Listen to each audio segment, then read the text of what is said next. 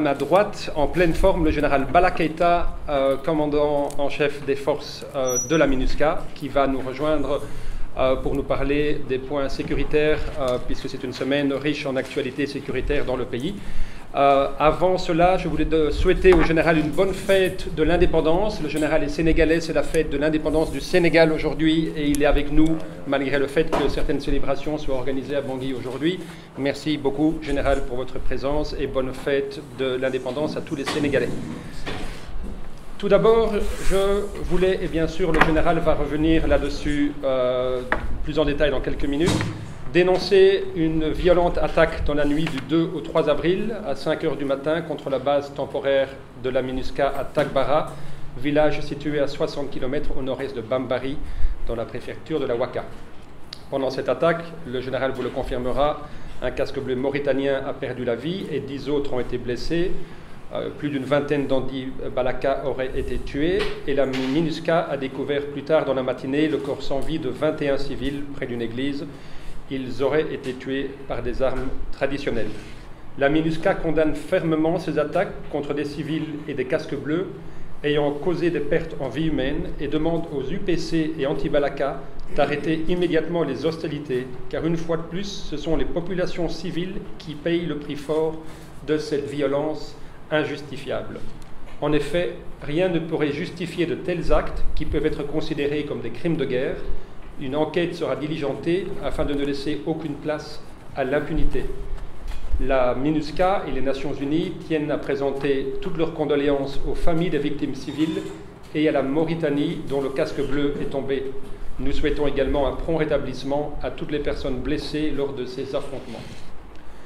Au chapitre des droits de l'homme, et très rapidement, au cours de la semaine, la MINUSCA a pu surveiller, vérifier et documenter, aussi bien à Bangui qu'à l'intérieur du pays, 29 incidents d'abus et de violation des droits de l'homme ayant affecté au moins 50 victimes.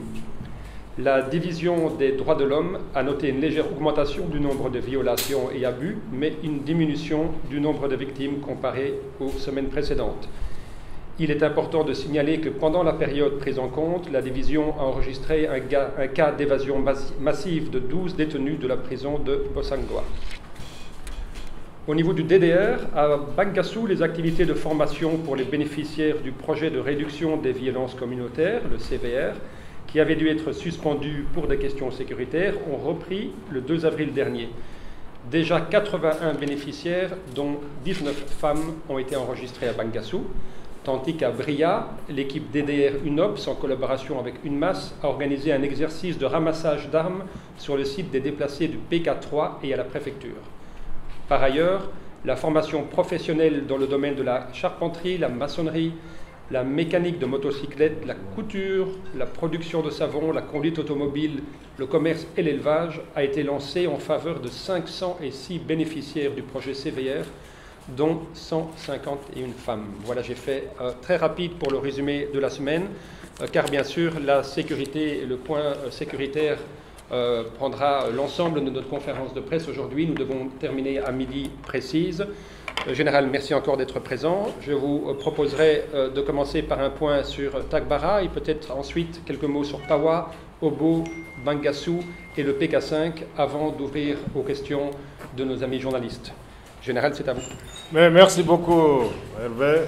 C'est toujours un plaisir d'être avec nos frères et camarades, les journalistes.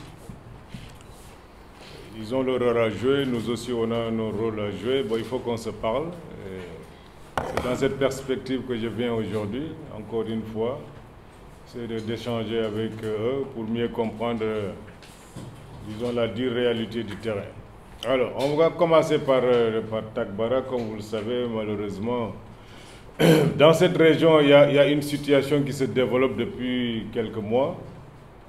Pour comprendre Tagbara, il faut comprendre Ipi, parce que Tagbara et Ipi sont liés. Vous savez, Tagbara est tout juste au sud de Ipi, se trouve entre, disons, Bambari et Ipi. Et Ipi, ça a été la ligne où on avait arrêté il y a 1 an de cela l'avancée de la coalition. Pour ceux qui se rappellent bien de cela. Et depuis lors, la situation à Ipi avait été un peu calme. En certains moments, il y a eu un accord de paix entre cette même coalition qui se battait contre l'UPC, donc l'UPC, la coalition et les anti-Balaka de Gaëtan avaient signé un accord de paix à Ipi. Et ils avaient fait le tour de cette région, Maloum, Takbara, ils sont descendus un peu plus au sud. Et malheureusement, Gaëtan a été tué, et depuis que Gaëtan a été tué, il y a eu un nouveau chef anti-Balaka, c'était son adjoint qui a pris le contrôle. Et depuis lors, disons, la région est vraiment en proie à des séries de violences, donc de combats entre ces anti-Balaka qui ont réfuté en fait cet accord qui avait été signé entre eux, l'UPC et la coalition. Alors, il y a eu des combats à Ipi pendant un certain moment, vous vous en souvenez, il y a quelques mois de cela, 2 mois, et maintenant c'est descendu à Takbara. Alors à Takbara, c'est pourquoi? Parce qu'à Takbara, il y avait toujours ces deux communautés qui arrivaient à vivre ensemble dans cette région de Takbara jusqu'à Maloum. Il y avait la communauté des chrétiennes et la communauté musulmane. Bon, malheureusement, la semaine passée, comme vous le savez, il y a eu une première attaque des anti-Balaka sur l'UPC à Takbara, où il y a eu 4 IPC qui avaient été tués, justement. Et il y avait, disons, 1 ou 2 anti-Balaka, je pense. Bon, il y a eu aussi, malheureusement, comme toujours, beaucoup plus de victimes civiles. Et je pense que c'est, disons, la continuation de ce conflit, toujours entre les anti-Balaka et l'UPC. Et comme vous le savez, quand ils ont attaqué, l'UPC les a repoussés de Takbara. Et je pense que c'est toujours ce combat qui a commencé, qui a continué. Et hier, il y a eu une attaque aussi bien sur l'UPC que sur notre base, parce qu'on est dans Takbara, c'est un petit village, c'est pas un grand. Il y a les 2 bases, donc les anti-Balaka en venant, c'est l'attaque sur l'ensemble des gens qui jugeaient. Et il s'est trouvé qu'avant-hier, dans la soirée, l'UPC avait arrêté certains anti-Balaka, disant que c'était eux qui avaient attaqué la veille et qui avaient tué et l'UPC et les civils. Bon, on a été obligés pour des raisons humanitaires, puisque l'UPC les accusés, il y avait des femmes là-dedans, on les a reçues, et on avait donné l'ordre de les transférer à Bambari ou quelque part où ils se sentiraient, disons, beaucoup plus en sécurité. Parce que si on les laisse, on dit qu'on ne les prend pas, c'est sûr et certain, ils retournent à Takbara, ils vont être vraiment, leur vie serait en danger. Parce qu'on les a déjà mis ce label d'anti-Balaka. Et quand on les a reçus dans la base, c'est justement dans cette nuit que cette attaque a eu lieu. Et jusqu'à présent, on est avec ces individus qu'on a pu sécuriser pendant l'attaque et qu'on va amener, disons, dans un lieu sûr pour les remettre à la Croix-Rouge qui s'occupe de cela, ou bien au préfet. Et puis, les autorités verront ce qu'il y a à faire. Mais si ces mêmes personnes restent à Takbara, je pense qu'ils risquent de subir les conséquences. Maintenant, Hervé vous a fait le point de situation par rapport aux chiffres. Je ne veux plus me retarder là-dessus. Bon, malheureusement, la Takbara qui était, disons, un petit village tranquille est devenu un enfer, avec beaucoup de morts de part et d'autre. Comme vous le savez, nous aussi on a subi des pertes.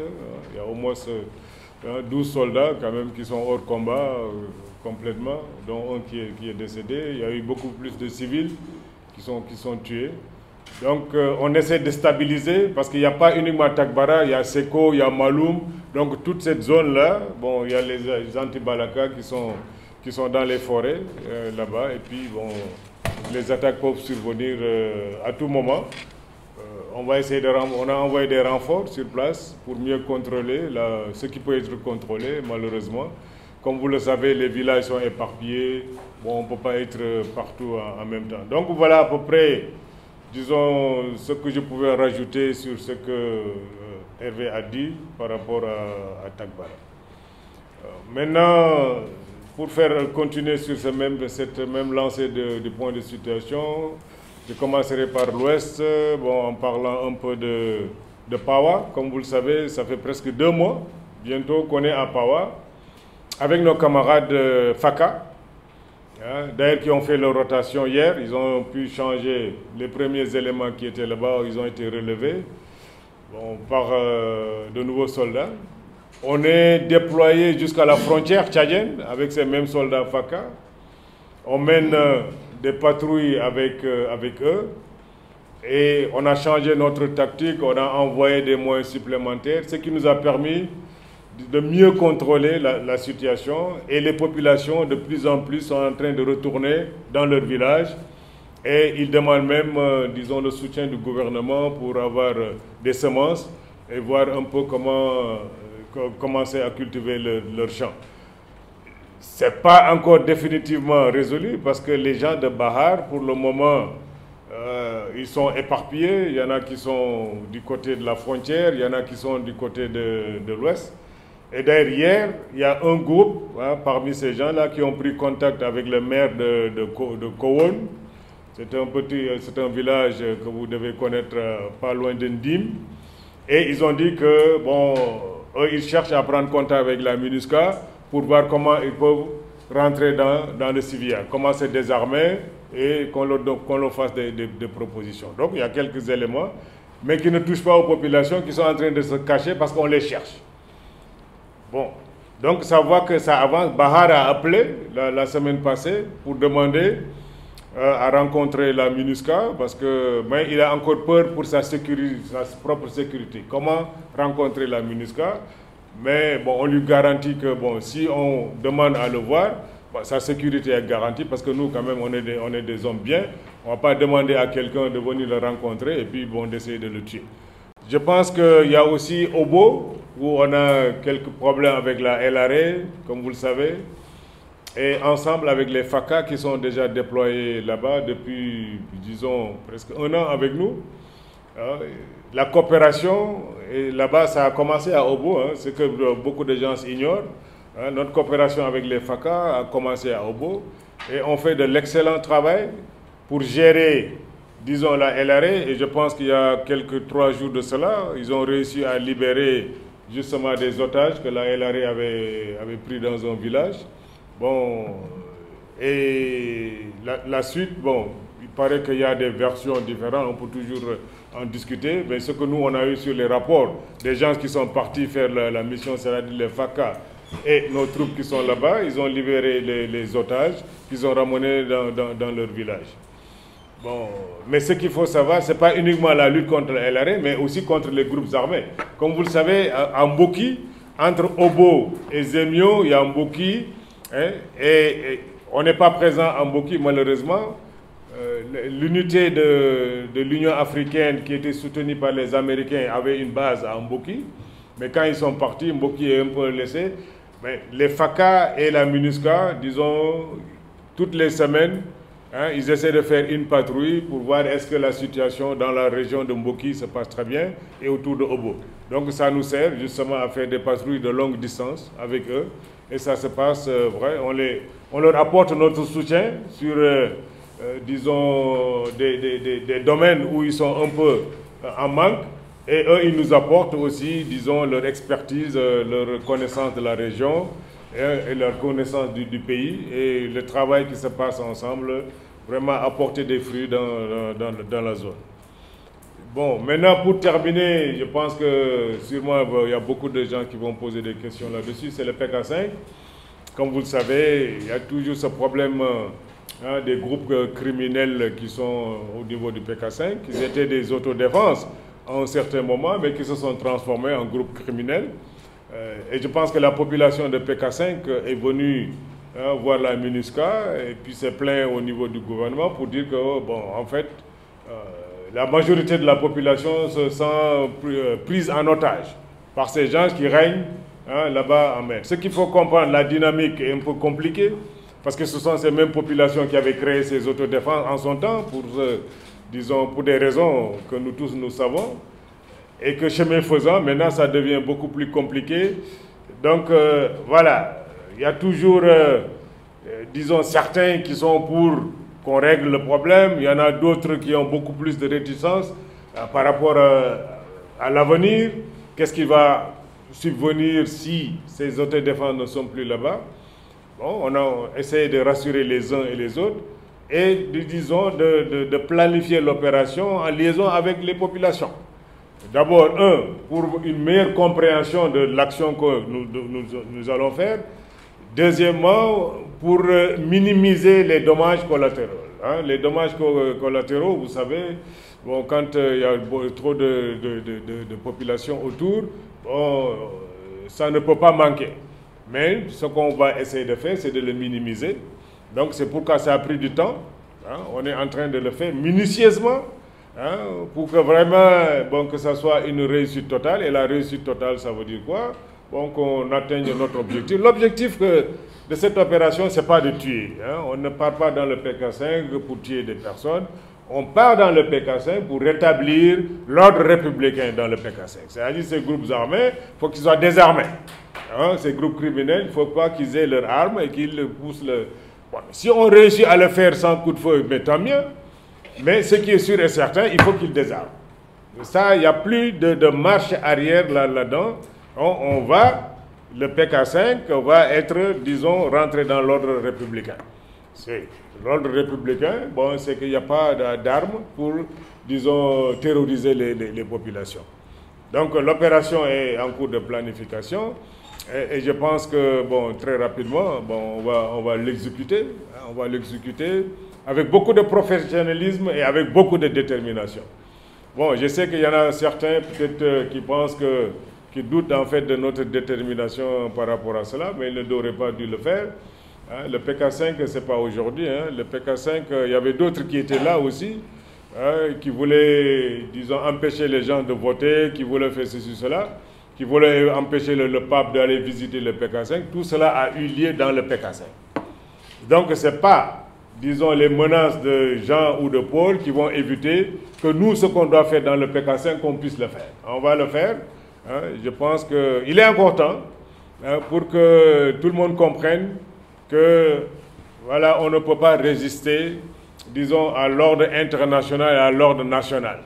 Hein, il n'y a aucune personne, même les gens de Al-Qaïda qui avaient voulu le faire, vous voyez, ils sont vraiment réduits à leur plus infime proportion. C'est-à-dire, ça prendra le temps que ça va prendre, mais c'est toujours l'ordre international et républicain, hein, qui va prévaloir. Donc, il est encore temps pour qu'on puisse régler le problème du PK5, disons, en étant tous des gens, disons, de ce monde,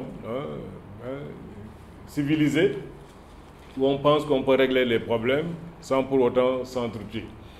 Bon, donc c'était un peu, très rapidement, le tour d'horizon sur la situation sécuritaire et les défis majeurs, hein, qui sont devant nous, plutôt devant nous de ce côté, et puis bon, vous en observateur. Donc, Merci Général Bala Keita, commandant de la force de la MINUSCA. Sur PK5, je voulais ajouter 1 ou 2 points. C'est un appel aux leaders de ces groupes. De nombreux membres de ces groupes sont des jeunes enfants de moins de 18 ans, qu'on pourrait presque qualifier d'enfants brigands, d'enfants criminels, d'enfants soldats si c'était des groupes armés.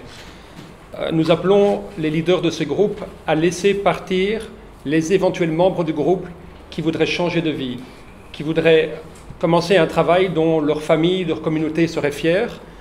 S'il vous plaît, laissez partir ces jeunes qui ne veulent plus aujourd'hui d'une vie violente et prendre part à cette violence. Ça, c'est le premier message. Le second message, en parallèle avec le message fort du général qui nous a parlé de force, d'opération conjointe bien sûr. Vous l'avez entendu à notre conférence de presse de lundi avec le ministre porte-parole du gouvernement. Le gouvernement est pleinement bien sûr avec nous. C'est en fait nous qui sommes avec eux pour établir l'autorité de l'État. Ce que je voulais dire, c'est que les choses ne peuvent plus durer, mais qu'il y a encore une toute petite place pour remettre ces armes, comme le général l'a dit, de façon pacifique. On ne parle pas d'une grande durée.